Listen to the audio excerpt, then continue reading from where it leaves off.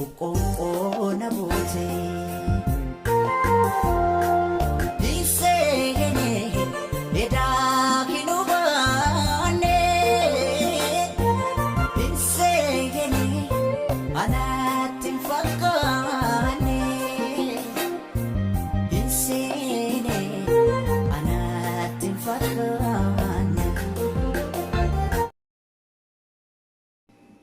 Akkuma argaa jirtan kana danfuun oolu shaayiin kana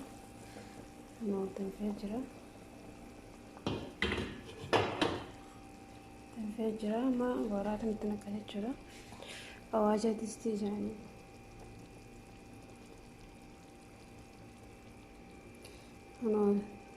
akkana fakkaata. Filfila aswaatiidha fi filfila aswaatii maajii girfaa leemuuna kana wanti itti naqa jechuudha heeli wajjin.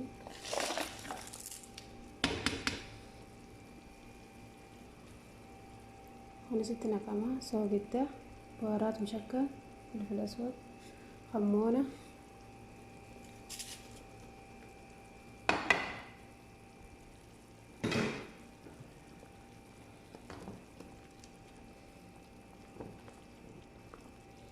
gana hagga bilchaatee inni haga bilchaatu halas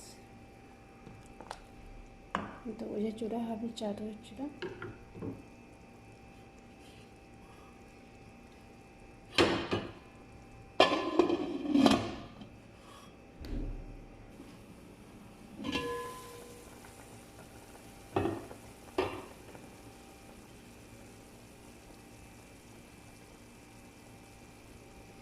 Qullubbiin akkanatti sallafamtee akkanatti firiin takka isaan irraa muramtee itti garbamte jechuudha. Akkasii inshallah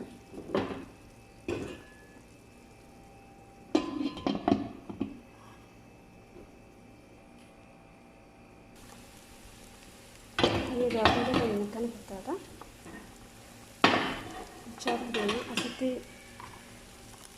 shunkurtiidhaa fi jazaraa kishinaa maditti goona jechuudha.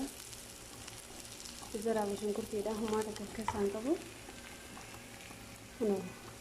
Foonis bilchaatu jira yaani xiqquma hafileedhaa muraasa fakkaata jechuudha. Akkasii salaxaanis kan godhame salaxaanis kana fakkaata jechuudha. Akkasii salaxaanis tolfamee jira jechuudha.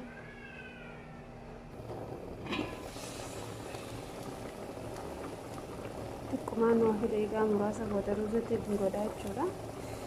Foonis waa xiqquma ta'ee isiniin jaallattoota. Masha Allah tabarakallah.